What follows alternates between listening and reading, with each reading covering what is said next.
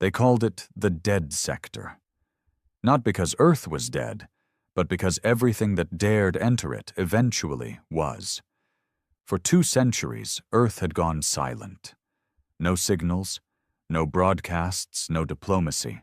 Just a black, unlit zone on every galactic map, circled with warnings in every known language. Do not enter. Do not disturb. Let the dead lie. But the Varkari didn't listen. A proud, technologically superior race with a history of conquering lesser worlds, the Varkari Empire had built their arrogance on easy victories. To them, Earth was just another forgotten rock, a backwater planet filled with myths and half-truths. They believed the silence was weakness. They believed the warnings were ancient propaganda. They believed wrong. When the first Varkari dreadnought crossed into Earth's sector, they laughed over open comms. "Send your finest if you still have any," one of them said. "We'll make room for slaves." That was the last broadcast the galaxy ever heard from them. Now, in the hollowed-out depths of a forgotten moon base near Saturn, Commander Rain stood before a flickering tactical display, hands clasped behind his back. His face was carved from steel, cold eyes, burned skin from an old war humanity doesn't even name anymore. He looked like someone who had survived too long. Behind him, a junior officer paced nervously. "They breached Mars orbit," the officer whispered. "They've deployed 3 command ships and, sir, they have no idea." "I know. They think it's just an old rock." It was. Rain turned, finally, the weight of memory dragging behind his every word. "But they didn't see what Earth became after we were abandoned." After the galaxy turned its back on us, the young officer hesitated. Are we going to warn them?" Rain almost laughed, a bitter sound, like a cracked mirror shattering in a tomb. "I was the warning." It wasn't always like this. There was a time Earth begged to be included, in trade routes, diplomacy, galactic governance. But centuries ago, during the Orion conflict, humans showed something the other species didn't expect: a taste for brutality. Where the Varkari captured prisoners, humans tortured information. Where others surrendered, humans sacrificed entire cities rather than retreat. Where others negotiated, humans burned. It terrified the galaxy. The Council of 10, a coalition of the most powerful races, declared Earth too dangerous, too unstable. A species with potential to overtake them all, not through intelligence, but through rage, through spite, through defiance. So they locked Earth out, blockaded the system, cut the lines, let them rot in their own savagery, except Earth didn't rot. It adapted, it learned, it watched, and when the Varkari finally ignored the warnings and sent their ships, Earth responded with silence. Not panic, not fear, just silence. In orbit above Earth, the Varkari Armada floated like a swarm of arrogant gods. Their ships were made of obsidian metal and plasma-threaded veins. Dozens of them. Flagships the size of continents. Inside the command ship, Supreme Tactician Ardros leaned forward in his throne, tusks gleaming beneath his ceremonial battle helm. He looked at Earth's blue surface and scoffed. "Where are their defenses?" he snarled. "This planet's still breathing, and yet no retaliation, no shields, no activity." An underling spoke nervously. "Sir, atmospheric scans show movement, faint, subsurface, deep subsurface. Dig them out." Do it!" Moments later, the command ship launched a ground-piercing seismic charge into the crust of Earth. It didn't reach the target. The Earth retaliated. Rain stood silently as the first orbital feed came through. Static, then a scream, metal buckling, armor peeling, a dreadnought splitting in half without warning. "What the hell hit them?" the junior officer choked. Rain didn't answer. But deep beneath Earth's surface, The truth was waking. Old weapons, living code, war-born AIs that hadn't spoken in centuries, protocols from a forgotten era, defenders built not to protect Earth, but to make sure no one ever came back. Above, the Varkari Armada began to burn. Ships spiraled out of orbit, torn in half by invisible railgun strikes too fast to detect. Others were disabled by hacking swarms, code worms crawling through systems, rewriting targeting arrays to fire on their own allies. It was over in minutes. 8 ships. Gone. Ardros screamed, his throne rupturing under pressure as Earth's electromagnetic pulse fried their internal networks. Then came the voice, not from Earth, not from orbit, but from everywhere. You were warned. And then silence again. The kind of silence that only comes after a massacre. The kind of silence that means you weren't supposed to be here. Rain turned from the feed. They'll send more, the officer said, shaking. Rain nodded. And they'll fall the same. He looked out into the void beyond Saturn, where the stars still flickered, unaware. We're not part of the galaxy anymore, he said. We're the consequence. Rain didn't sleep anymore. He didn't dream. He hadn't in years. Not since the last war, the one not recorded in any archives, not listed in any official council documents, not spoken of in any surviving language, but his own broken memory. They called it the Red Hour. 1 hour, 77 million dead. The only time Earth had ever pushed beyond its sector, striking back in silence after a council-backed race tried to test their orbital integrity. That race no longer existed. Not even bones. Rain had been a young captain then, stationed in the ice caves under Oslo. He remembered watching the skies go red, not from the enemy's fire, but from Earth's.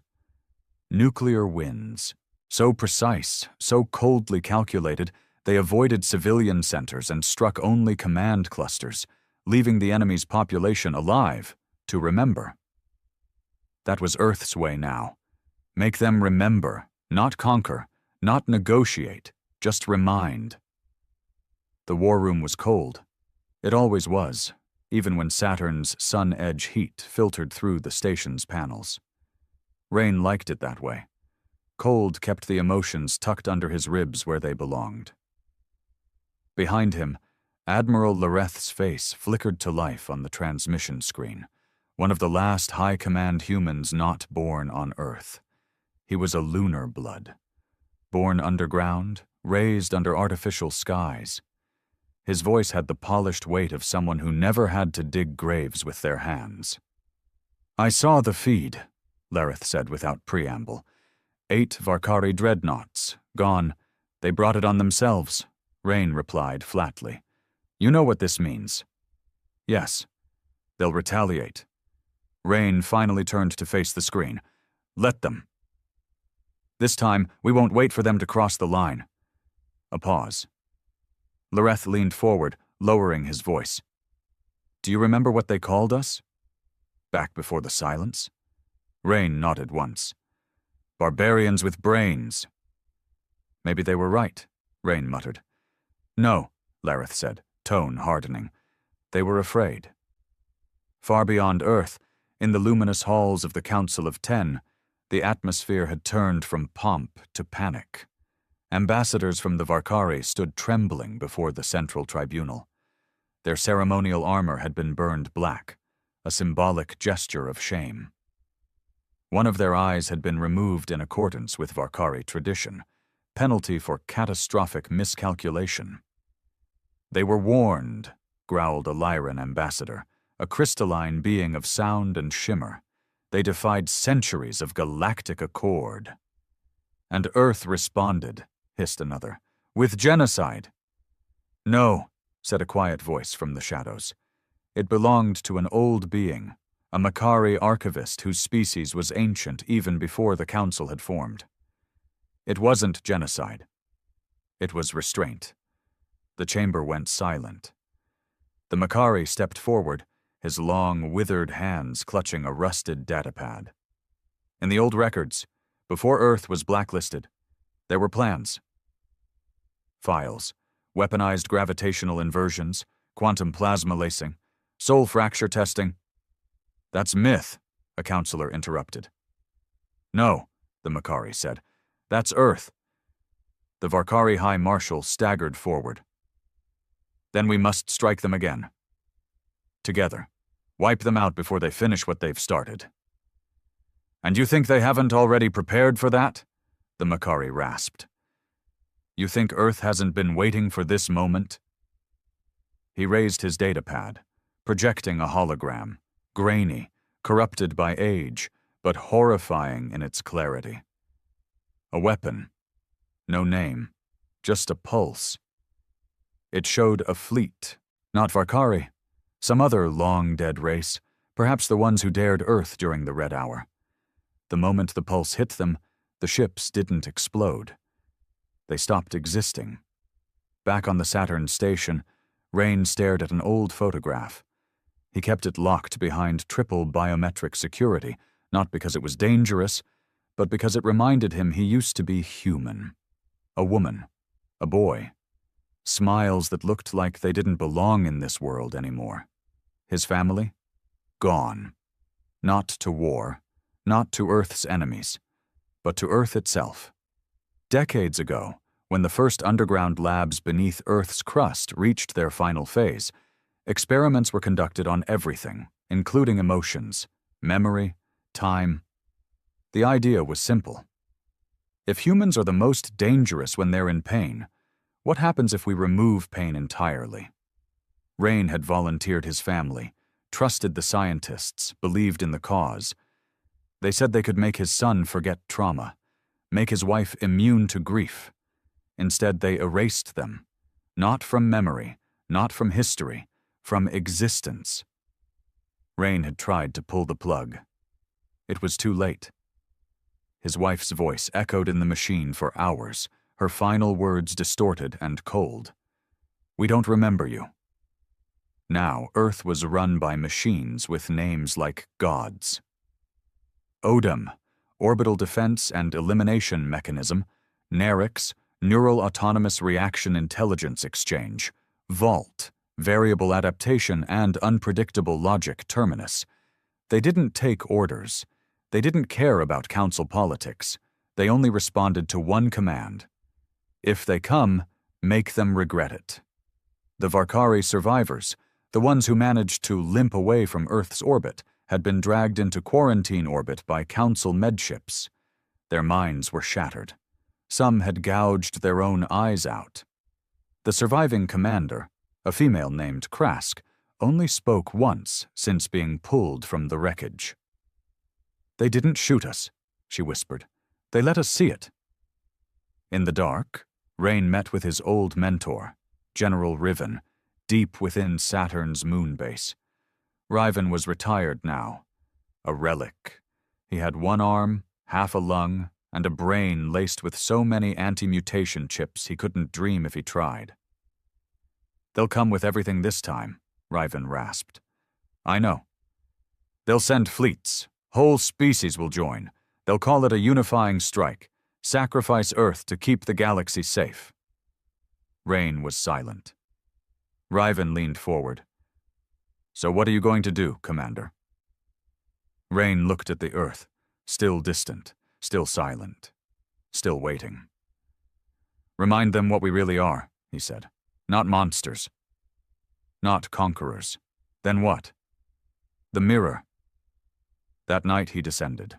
No authorization, no comms, just a stealth pod and a one-way ticket down to Earth's surface.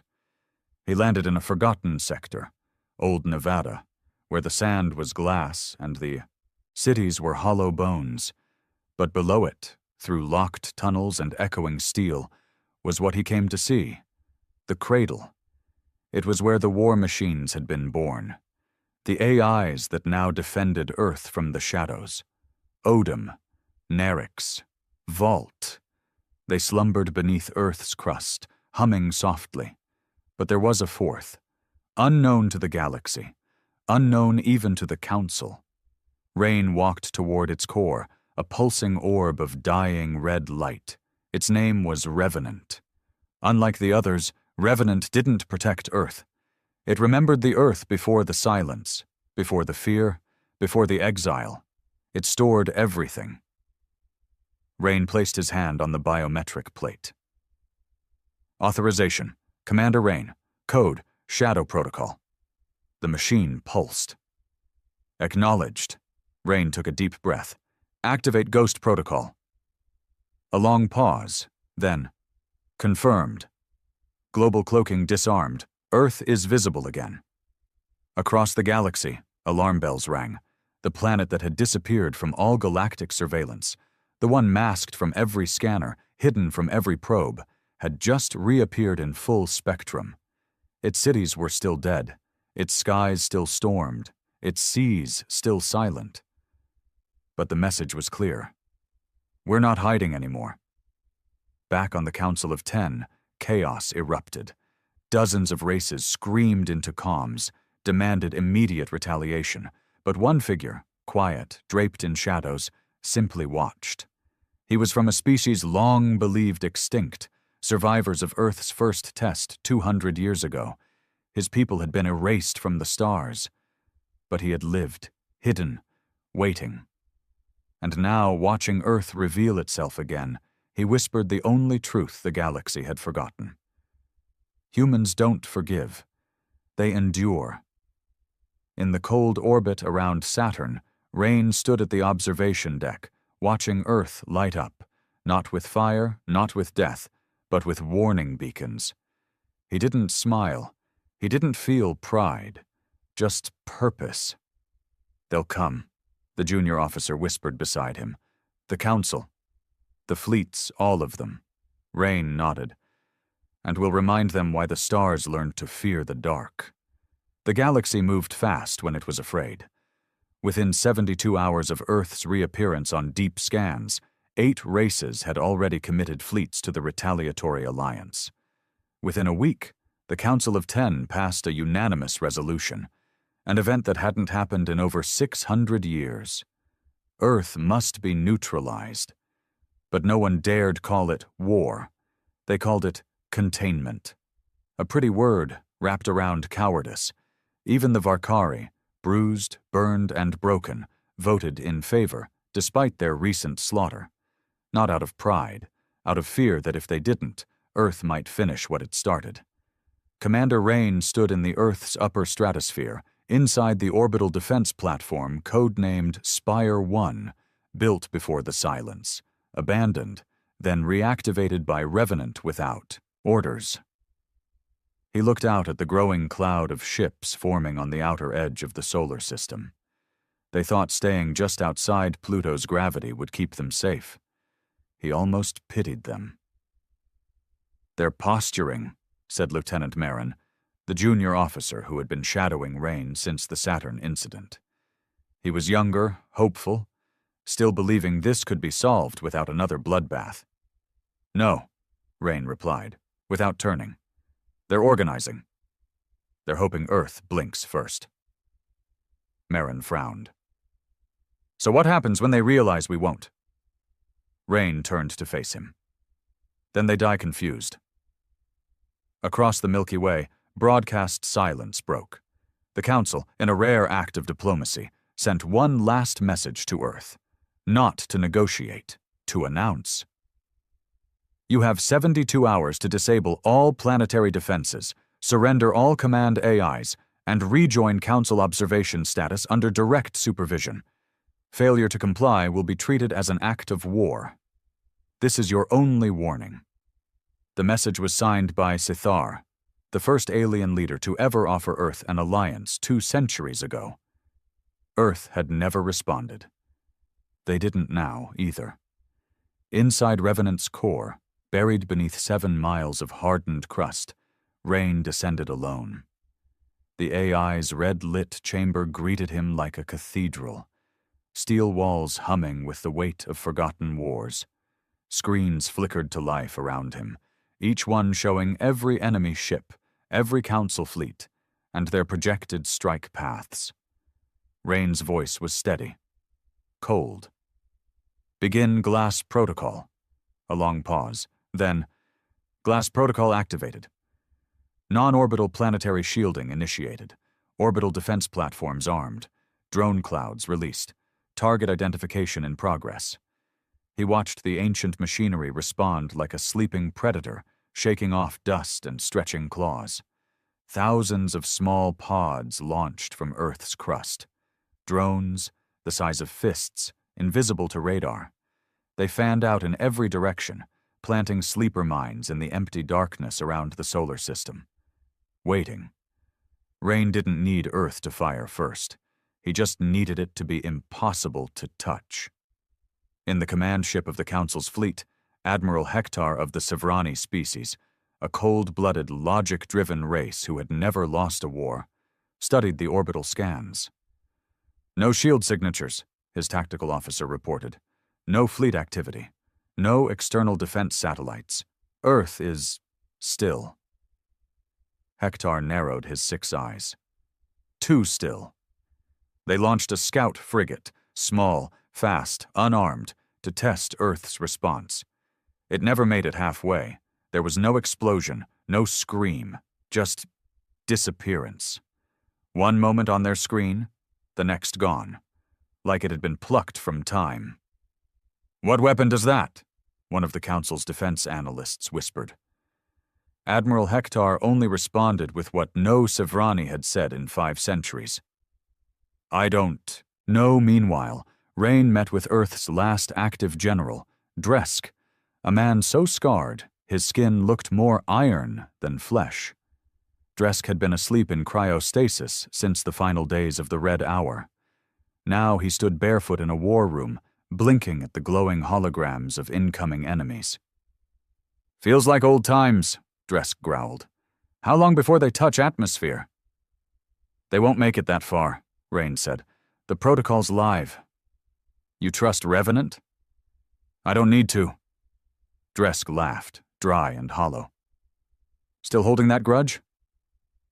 Rain didn't answer. They both knew the truth. Earth didn't forgive its enemies, but it never forgot its own traitors either. Among the Alliance fleet, debates fractured the so-called unity. The Zathians wanted to bombard from orbit.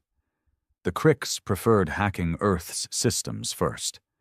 The Sevrani argued for full-scale invasion, but no one had ever invaded Earth, and no one truly wanted to be the first. So they hesitated, waited, hoped Earth would flinch. Earth did not. On the second day, the Alliance fleet sent in a second scout, this time shielded, fast, wrapped in cloaking tech, harvested from 3 galaxies. It lasted 8 seconds. It didn't explode either. It was rewritten. Transmissions from the ship's black box showed crew members speaking in reverse, clocks moving backward, and at the final frame, just before silence, the face of a human child, burned and smiling, projected across the cockpit window. The Council declared it psychological warfare. Rain didn't even bother to watch the footage. With 24 hours left, panic spread through the fleet. One of the Kreeth commanders, a brutal race known for burning moons to ash, pulled his forces out. "Earth is cursed," he hissed. "We came to fight a planet, but this is something else." The Council tried to stop him. He didn't listen. His ships made it 10 light minutes before they imploded. No debris, no distress signal. Just a single message beamed into the fleeing ships before they vanished. "You can leave, but the memory stays back inside Revenant's core." The AI spoke again. "Interference grid charged, ghost armor enabled, drone mine saturation complete." All foreign scans redirected. Rain knew what that meant. The Council was no longer seeing Earth as it was. They were seeing what Earth wanted them to see. Even now, as Earth readied its counter-response, the Alliance was staring at false images, weapon placements that didn't exist, civilian zones where there were none, empty skies hiding the old war satellites, long thought decommissioned. They were going to fire on nothing, and Earth was going to fire on everything. The countdown hit 0. Council Command sent the final directive. Engage. The Sevrani launched the first volley. Mass driver slugs aimed at key crust targets across Earth. None landed. They were intercepted mid-space by Earth's kinetic web, invisible rail pulse barriers that rippled like glass across orbit. The Varkari followed with plasma torpedoes. Earth let them come. Let them think they were getting through. And then the torpedoes turned around mid-flight and struck the Varkari ships that launched them. 2 command ships destroyed instantly. The fleet broke formation. Some tried to retreat. Others launched full barrages in blind fury, and that's when Earth struck back. From the edges of the system, sleeping defense platforms awoke, long, sleek constructs buried in the Oort cloud, designed centuries ago to remain hidden until triggered. They weren't ships. They were predators. They didn't shoot beams. They ripped through space using short-range black hole folds, appearing inside enemy ships, opening a micro-vortex, and vanishing before debris even hit the void. The Council never even saw them. They just watched their ships die one by one. Rain stood aboard Spire 1, watching the screen light up red. Marin was pale. "They're not going to stop, are they?" he asked. "No," Rain said. "They can't. They think this is still about territory. Power. Control." Rain didn't look at him. "It's about memory," he said. "They buried what they did to us." We didn't far away, in the Council command ship, Admiral Hector finally understood. "This isn't defense," he whispered. "This is punishment." Earth's AI did not offer surrender terms. It did not ask for peace. It simply carried out its protocol. For every Council ship that fired, 3 of theirs vanished. For every escape pod launched, Earth's net redirected it into planetary orbit, and then froze it there, letting the survivors stare down at the world they tried to erase. And then, after 14 hours of slaughter, Revenant spoke across every channel in every known galactic language. "You were warned. You chose arrogance. Now remember, by the end of the day, 63% of the Alliance fleet was gone. Not destroyed, just missing. No wreckage, no trace, just the shameful silence of those who survived. And Earth? Still silent, still patient, still waiting. Back on Earth's crust, Rain stood in the ash of old Nevada, looking up at a sky filled with falling debris, fragments of arrogance raining down like stars. Marin approached quietly. "No celebration?" Rain shook his head. "We don't celebrate survival." "Then what do we do?" "We get ready." "For what?" Rain's eyes didn't move from the sky. "For when the galaxy forgets again." They called it the Ash Accord, the last desperate treaty signed after the failed invasion of Earth. It wasn't a peace agreement. It wasn't even official. It was fear written in ink. Scattered across 5 systems, surviving Council representatives convened in secret. No reporters. No votes. No broadcasts, just trembling voices over encrypted channels. They didn't talk about victory. They talked about survival. The Sevrani, who had once mocked Earth's primitive rage, lost half their planetary defense fleet. The Varkari, still nursing the scars of their first assault, now had no functioning orbital infrastructure. The Zathians, a race built on cybernetic superiority, had watched Earth's AI rewrite their entire command structure in 30 minutes. For the first time in recorded history, the Council of 10 was no longer 10. The Kreeth had vanished entirely. No distress signals, no survivors, no stars where their homeworld used to be. Just empty coordinates. The Makari archivists referred to it in their private scrolls as the Second Red Hour. But this time, the galaxy knew better than to ask why. Inside Earth's cradle, Rain walked the long steel corridor beneath old Nevada, his boots echoing through the silent halls of Revenant's core. He had aged, not in body, but in weight. He carried the look of a man who didn't celebrate victory, only endured it. Dresk walked beside him, limping slightly from cryo recovery. "You should talk to them," Dresk said. "The Council." "They don't want words." "Maybe not. But silence is louder than war right now." Rain said nothing. The old general studied him for a long moment. "You still think we're just waiting for the next mistake?" "I don't think," Rain replied, eyes cold. "I know." Across the galaxy, things began to unravel. The Jura Collective, a species of hive-minded symbiotes, revolted against their own council representative, claiming Earth's defiance was a signal to cast off galactic authority.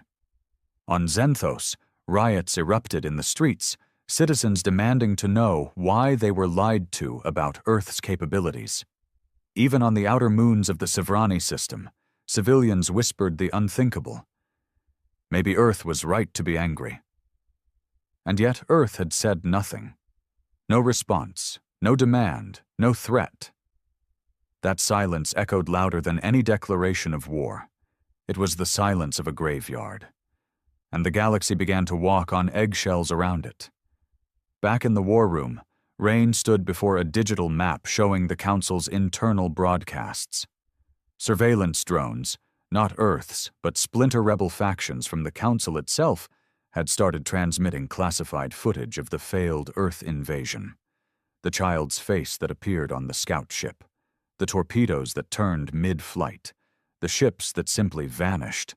All of it leaked, and it spread like wildfire, in bars, on backwater trading hubs, in the undernet of pirate networks.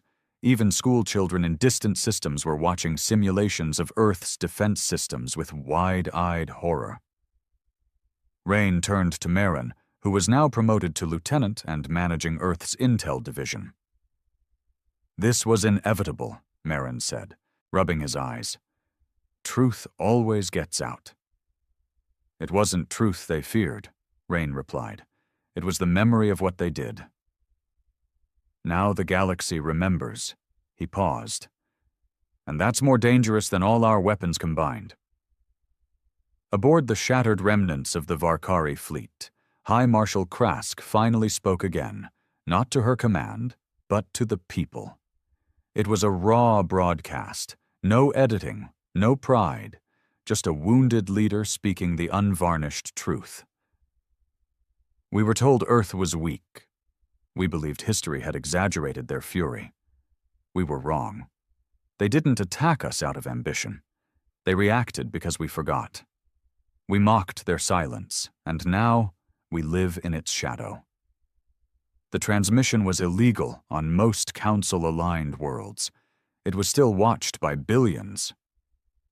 Inside Revenant, Rain stood before the AI's central core.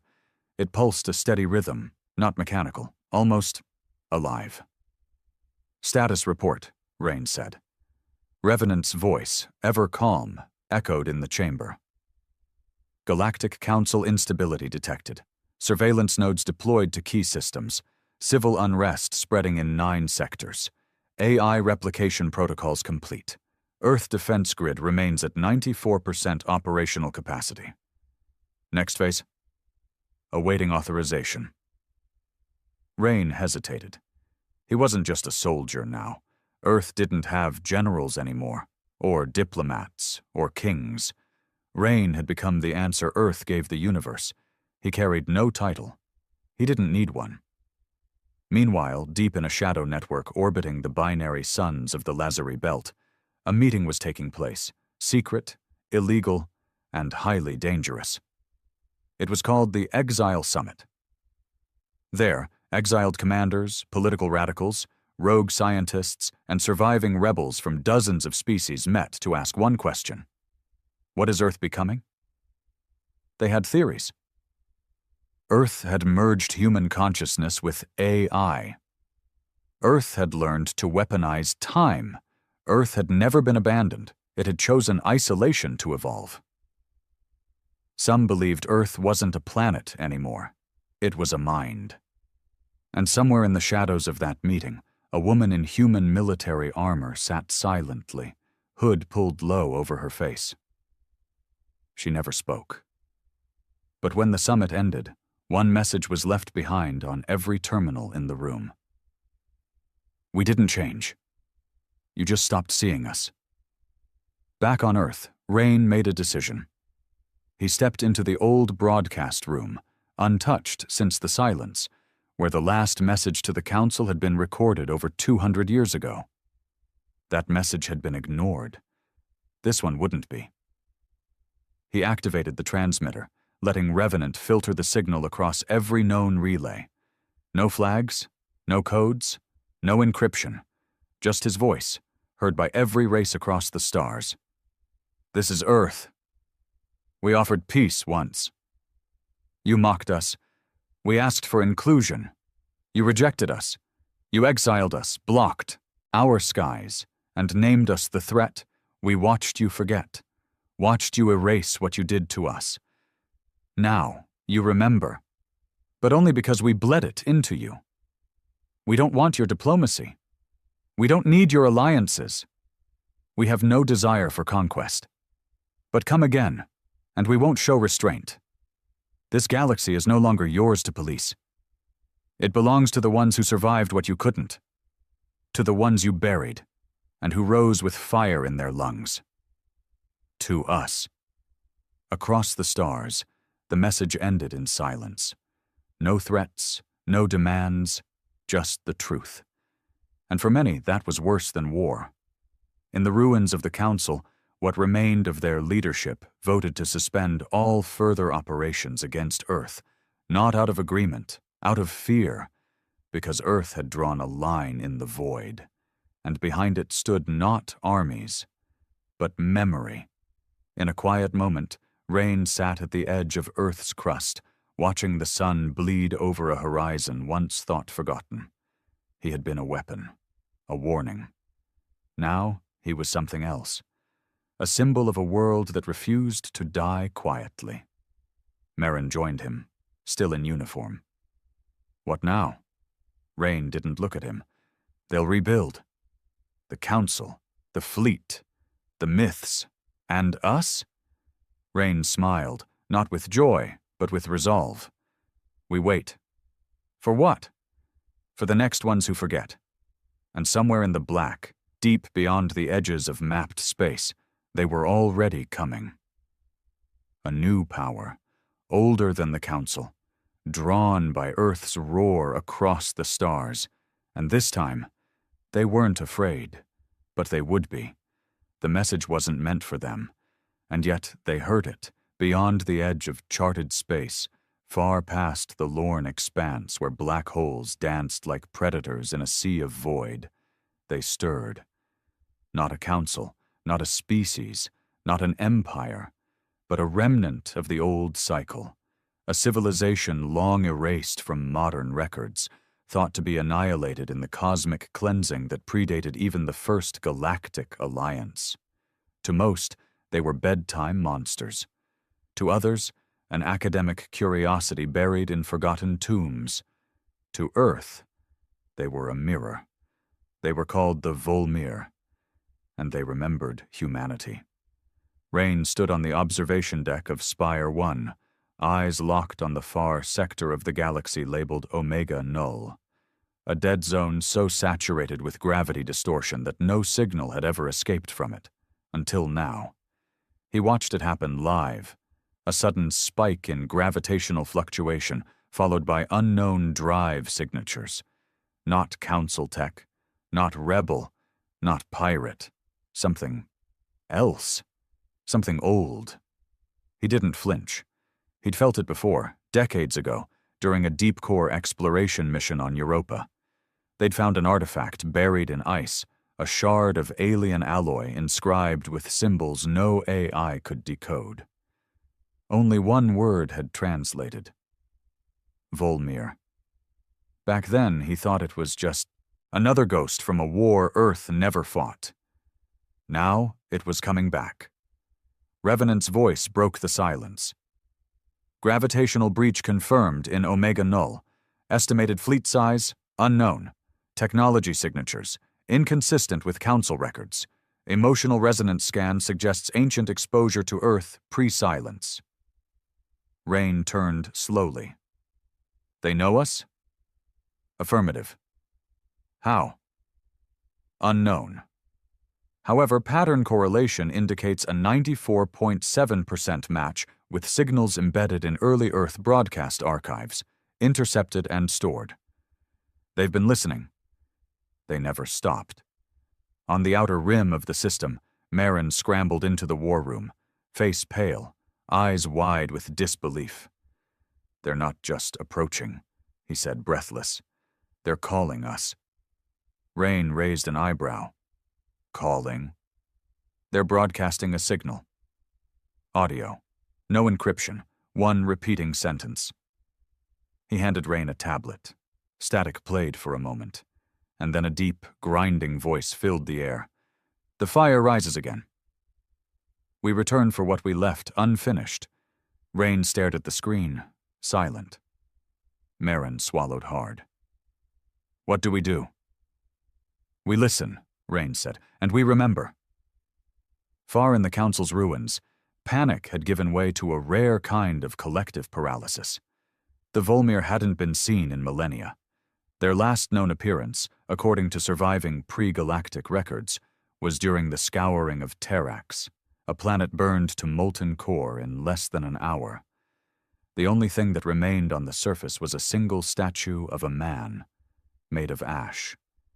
They hadn't invaded. They'd just watched, observed species rising too fast, developing too far, growing too defiant. And when those species reached their peak, the Volmir appeared, not to fight, but to judge and erase. Now Earth had screamed into the void, and the Volmir had answered. Inside Revenant's inner sanctum, Rain walked alone. His steps echoed like gunfire down long corridors of blackened steel. He didn't carry a weapon. He didn't need to. If the Volmir came, he wouldn't shoot them. He'd speak. Revenant's central orb pulsed with deeper light now, a shade of crimson only seen during ancient protocol activations.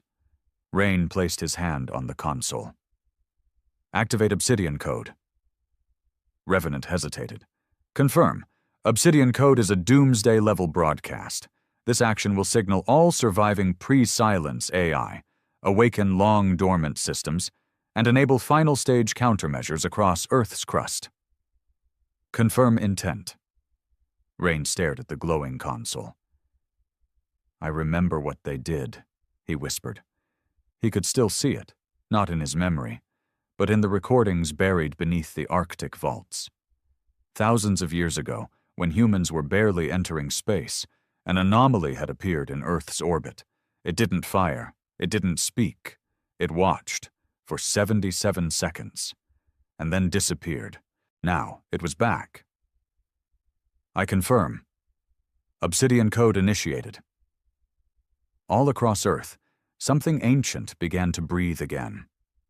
Dresk, ever calm, ever brutal, stood in a bunker near what used to be Tokyo, watching the first live feeds of the Volmir ships entering the outer system. They weren't ships in the traditional sense. They were living constructs, molded from obsidian and biosteel, shaped like enormous cloaked beasts with spines of light. Some had no engines.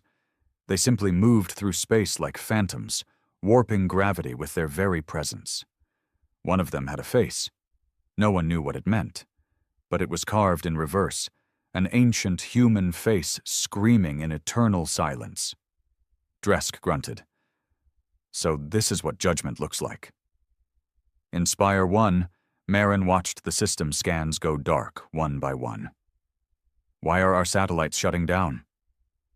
They're not, Rain replied. The Volmir are reprogramming the light. They're feeding us illusions. But why not just attack?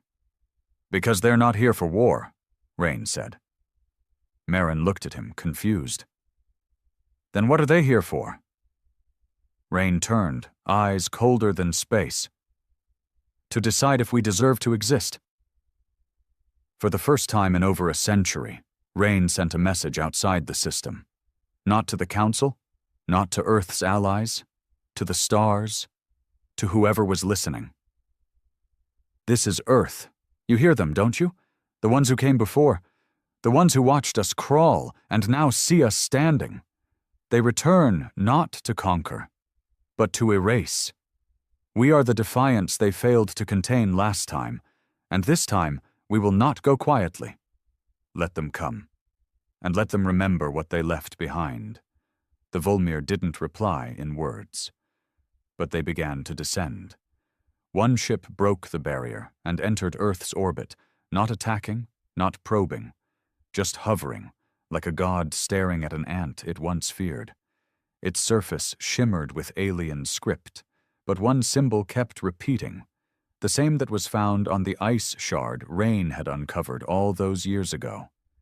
It translated loosely to one thing: cycle. Rain understood. They saw humanity as a glitch in the cycle. They had erased others like them before. They had judged. They had deleted. But Earth had never been part of the cycle. They had been outside it, thrown out, cast off, left to die. And now they were back, not as children of the stars, but as the virus that wouldn't go away. In a final act, Rain did something no other leader had dared. He boarded a dropcraft and flew directly toward the Volmir ship. No escorts, no weapons, just him. The dropcraft landed on the outer shell of the Volmir's living surface. A corridor opened for him. He entered, and inside, he saw them. Not as monsters, but as reflections of humanity's worst fears, tall, black-clad forms with no mouths, no eyes, only mirrors for faces. Rain stood alone and spoke. "You've come to end the cycle." They didn't answer. "But you already failed once," he said, "and we're still here." Silence. "I'm not asking you to spare us." He stepped forward. "I'm daring you to try." The mirrors turned to him. For a brief moment, Rain saw something in his reflection. Not fear, not death, but recognition. Then the Volmir vanished. No sound, no light, no explosion, just gone, back into the void. Earth watched in silence. The galaxy watched in terror. And Rain, he simply stood beneath the stars and smiled, because for the first time, the gods had looked into the darkness and flinched. For the first time in living memory, the stars were quiet. No warships moved, no broadcasts hummed, no ultimatums echoed. The galaxy held its breath, because something greater than destruction had occurred. The Volmir came. They looked upon Earth, and they left. No one knew why. But every species, every alliance, every surviving political body felt the same thing. Earth had been judged, and Earth had been spared. That terrified them more than annihilation.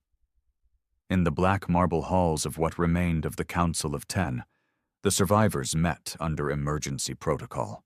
6 members. The others had either perished or disappeared after the Earth offensive. Each face was pale with confusion, not just fear. They couldn't comprehend what had just occurred.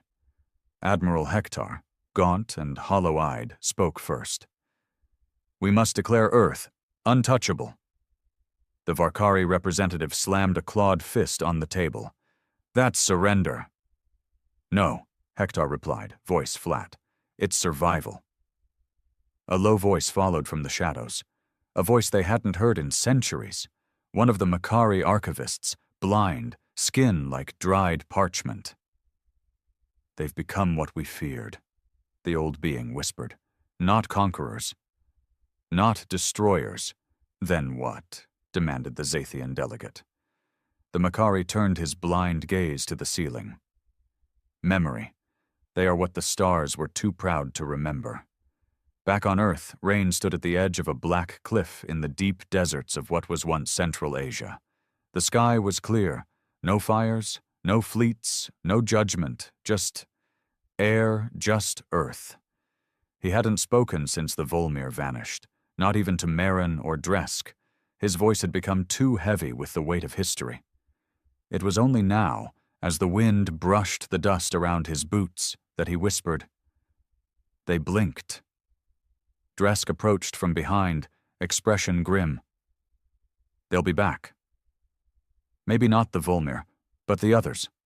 Always the others. Rain nodded. Let them come. Dresk handed him a tablet. Transmission from Sevrani Prime. Personal. From one of their civilian leaders, Rain read it in silence. Then again. Then he handed it back. They want an alliance, Dresk said. They want a shield, Rain corrected. From the next, thing that makes them feel small. In the weeks that followed, everything began to change. The galactic economy fractured. Trade routes were rerouted away from Earth's sector. Former council-aligned corporations went dark, afraid of Earth's new status. But something stranger happened. Species started sending pilgrims. They didn't arrive in warships. They didn't demand terms. They came in small, unarmed vessels, some so basic they barely crossed the stars. They came to see the world that made gods retreat. They knelt in the dirt. They took samples. Some even left offerings, artifacts, tech, relics. They didn't ask for Earth's protection. They just wanted to be remembered. Revenant cataloged them all, watched quietly as Earth went from being a forbidden zone to a sacred one. But there was no ceremony, no declaration, no anthem, only silence, because Earth had no desire to lead the galaxy, only to outlive it. In the outer orbit, Marin now commanded the Black Line, a defensive perimeter of silent sentry drones, each cloaked, each equipped with kill switches tied to Revenant's core. He looked older, not by years, but by gravity. One of the Varkari emissaries approached via shuttle, requesting a conversation. Marin declined. Why? They don't want to talk to me, he said. They want to talk to him. Rain, the man who never asked to lead, never asked to survive, only did both because no one else could. Rain now spent his days walking the places that no longer existed in maps.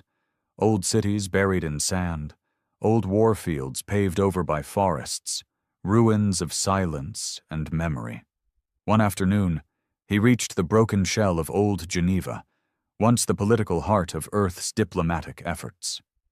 Now it was a crater.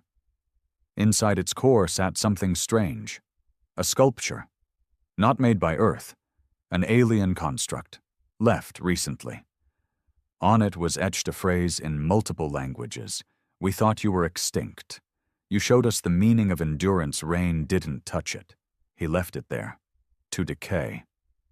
In Revenant's core, the AI pulsed a soft blue, a color not seen since pre-silence days. Marin asked it once, in private. What does blue mean? Revenant answered, humanity is not at peace.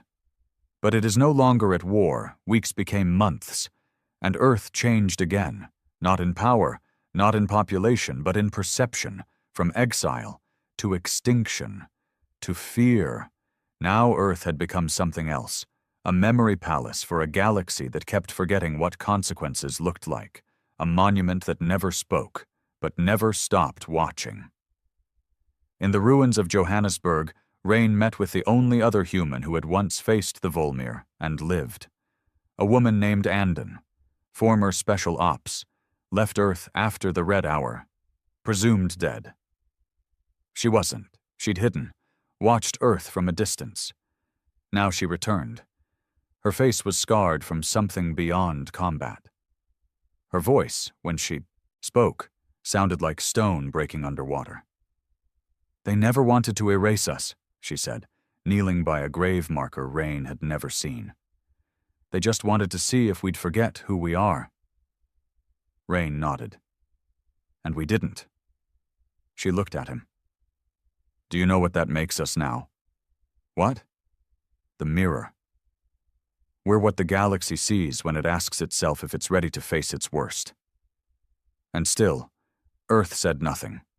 No alliance, no diplomacy, no expansion, only silence. Because the moment you speak, you give someone a way to twist your meaning.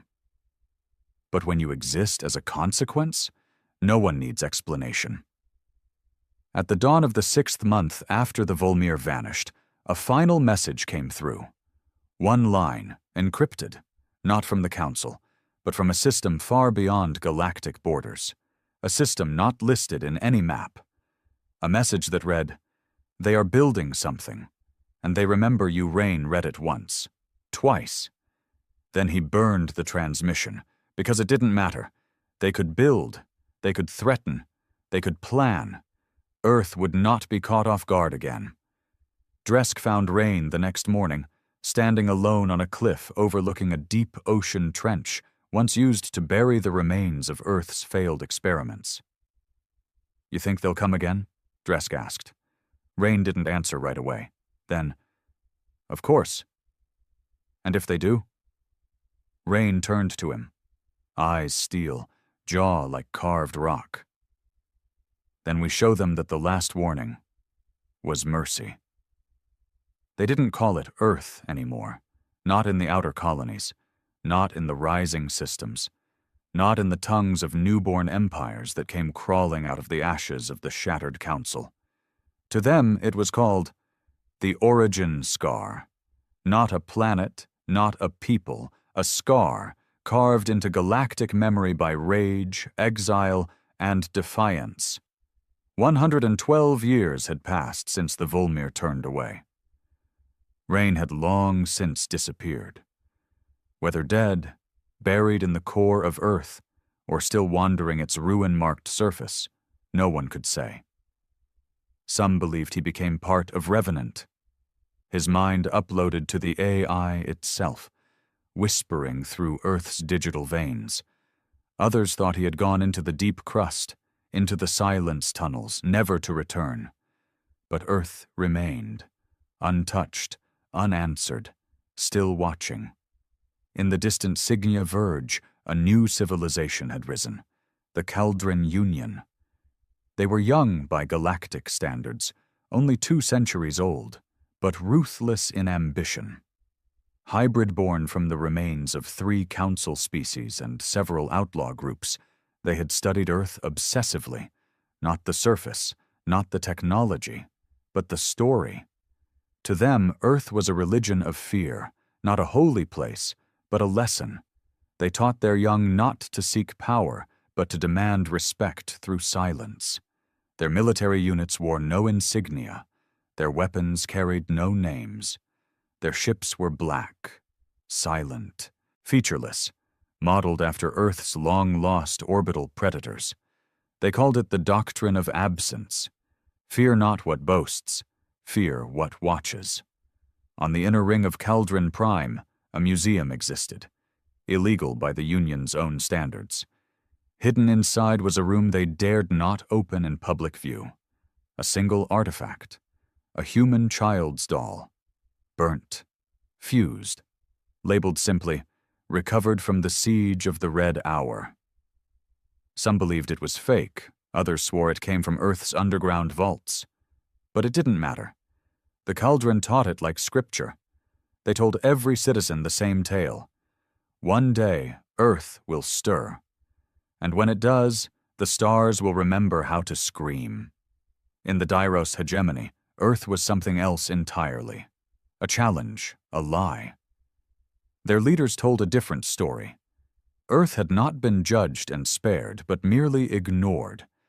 They claimed Earth's silence was weakness, that the myths were propaganda spread by humans through secret networks to keep others afraid. They didn't believe in Revenant. They didn't believe in Rain. They didn't believe in the Volmir. What they believed in was conquest. And they prepared.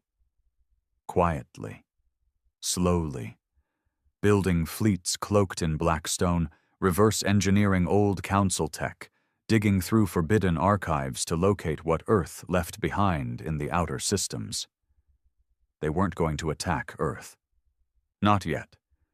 They were going to take the systems Earth had touched, to dismantle the legacy, bit by bit.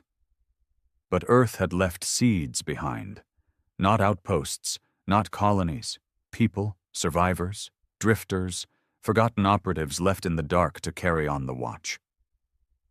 One of them was called Kren, a soldier born during the War of the Second Silence, the brief conflict that followed the Volmir's retreat, when splinter factions tried to invade Earth's shadow systems. Kren had never set foot on Earth. He had only heard stories, only read fragments, only seen Earth through second-hand memory, scattered logs, and encrypted messages signed by a name no longer spoken aloud. Rain. Kren lived on Coda 3, a dead moon-turned listening post. Population 14. Purpose. Unknown to most. In truth, Coda 3 was part of the Coil, a silent, interlinked chain of deep listening stations left behind by Earth's forgotten Black Ops Division. They didn't broadcast. They didn't intervene. They listened. And what Kren heard now, for the first time in decades, made his blood freeze. A signal. Subtle, not threatening, not loud, but encoded in an ancient Earth cipher buried beneath 3 layers of noise. He decoded it with trembling hands, just 3 words. He is rising. On Caldron Prime, the Union's High Director received the same signal simultaneously. They decoded it differently. We are remembered. Panic spread. The old myths came rushing back. Pilgrims burned offerings outside city walls. Drones were deployed to shut them down, but no one resisted. No one screamed. They knelt. Even the Caldron military, proud and disciplined, hesitated for the first time. If Earth had remembered them, if Earth had sent this message, then judgment was coming. But it didn't come. No ships, no weapons, just silence and stillness and fear. In the Dairos hegemony, the signal triggered something else. Ambition. They traced the origin backward, not to Earth, but to a black marker in Sector 0 Lam, an uninhabited starless region known only by smugglers and old war criminals.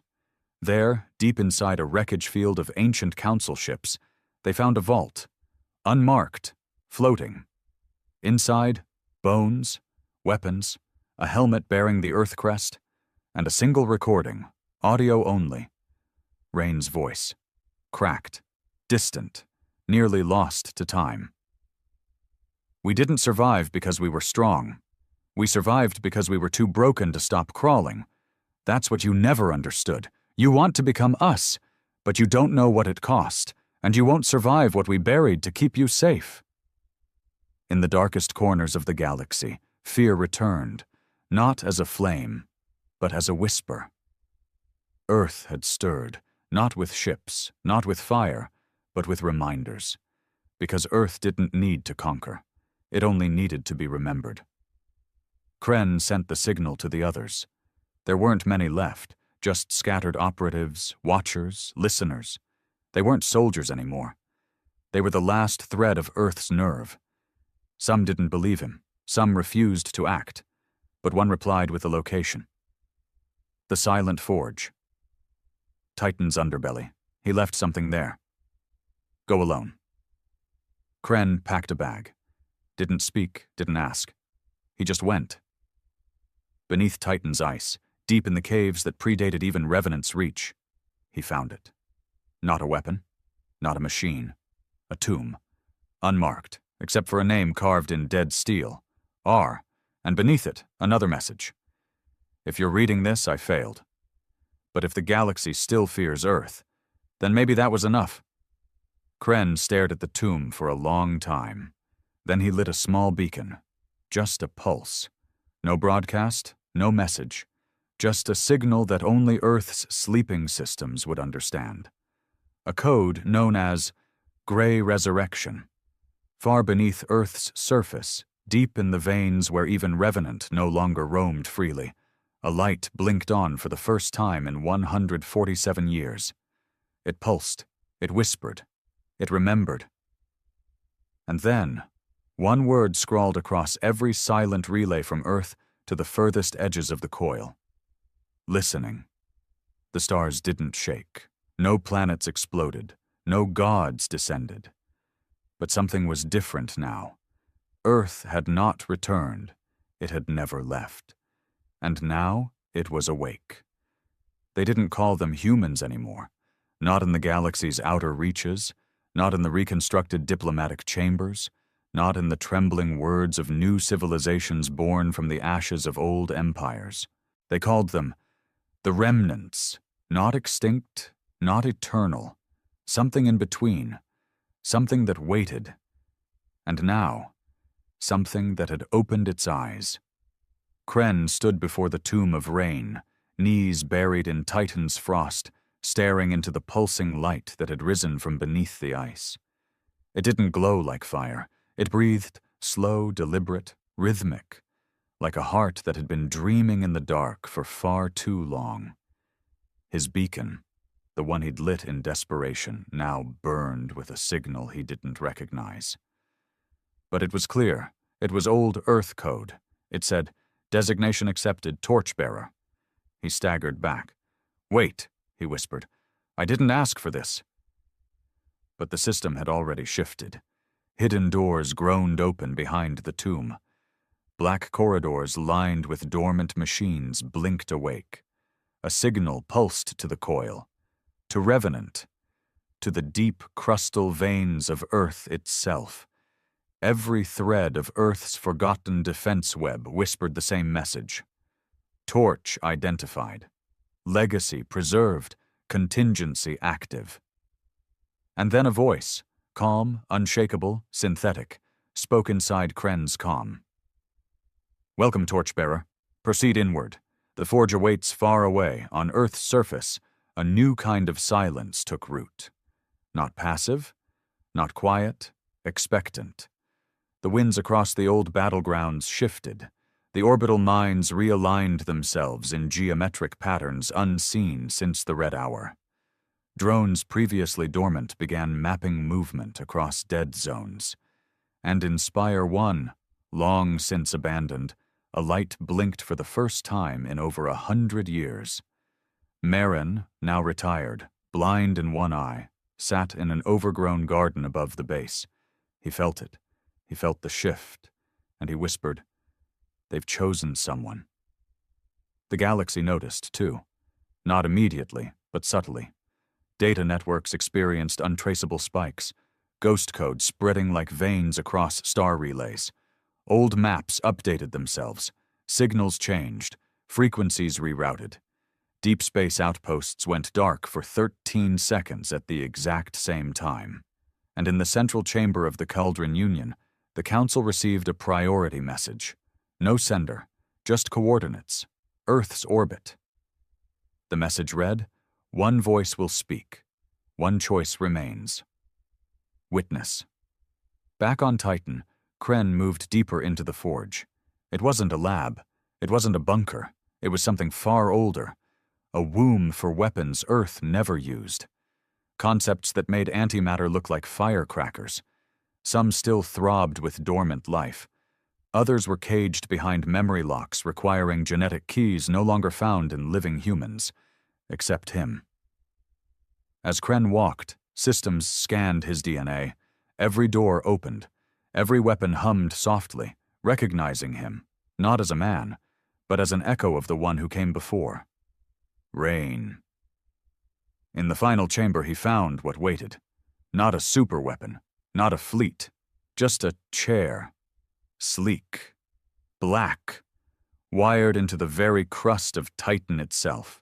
A console beside it flashed softly. Global relay seat, active. Earth AI interface, linked. Vocal command, enabled. Kren stared. "No," he muttered.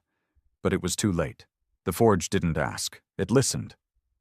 Revenant's voice came through, not booming, but intimate. "Do you understand what this means?" Kren swallowed. "I was just a listener. Now you are the voice."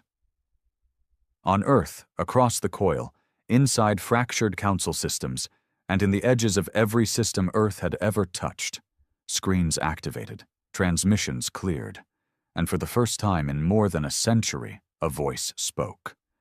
Not Rain, not Revenant, Kren. This is the last message Earth will ever send. Not because we are finished, but because we are done explaining, we warned you before. You didn't listen. We defended ourselves. You called us monsters. We fell silent. You called us cowards. We endured judgment from those who thought themselves gods. And when they flinched, you built myths around our restraint. You built your civilizations on forgetting us. But we don't forget. We are not here to conquer. We are not here to lead. We are here to exist. And if that is a threat to you, then we are already enemies. No more warnings. No more wars, you will remember, or you will vanish. The message echoed across the stars. In the Caldron Union, prayers turned into screams. On Dairos Prime, leaders demanded emergency weapons tests. On Earth, nothing changed, because it didn't need to. Inside the forge, Kren sat in the chair. He hadn't meant to lead, hadn't meant to become the voice of a world built on rage and memory. But legacy doesn't ask permission. It claims he wasn't Rain. But he was what Earth needed now. A reminder. A continuation. In the following weeks, things changed. No invasions came, no fleets moved, but the galactic hierarchy collapsed quietly. Species once proud to wave banners now flew none. Outposts aligned themselves with no flags, only coordinates that traced back to Earth. Trade hubs placed human-made statues at their gates, not in reverence, but as insurance. They didn't know if Kren would speak again. They didn't want to find out what silence would bring. And in the deep places of the galaxy, where strange things slithered between stars, even the ancient ones paused. The Volmir, the silent judges of the cycle, whispered among themselves once more. But this time they spoke only one line. We saw the fire again, and this time it had a name. On Earth, the winds blew across the ruins of old Geneva. Dresk's grave was marked by a broken helmet. Rain's was unmarked, but both were there, buried deep. And in the sky, where satellites used to burn, a new signal blinked every 88 seconds. It said nothing. No words, no voice. Just a presence. Earth was awake. And now, the galaxy was listening.